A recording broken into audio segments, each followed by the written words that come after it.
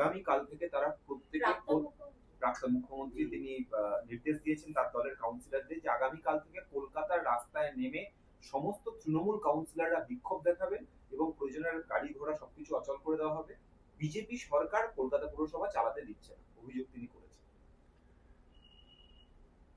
যে কোনো পুরপিতার কাজ হচ্ছে পরিষেবা দেওয়া, নাগরিক পরিষেবা দেওয়া, উন্নত মানের আধুনিক নাগরিক পরিষেবা পাওয়ার অধিকার কলকাতাবাসীর আছে।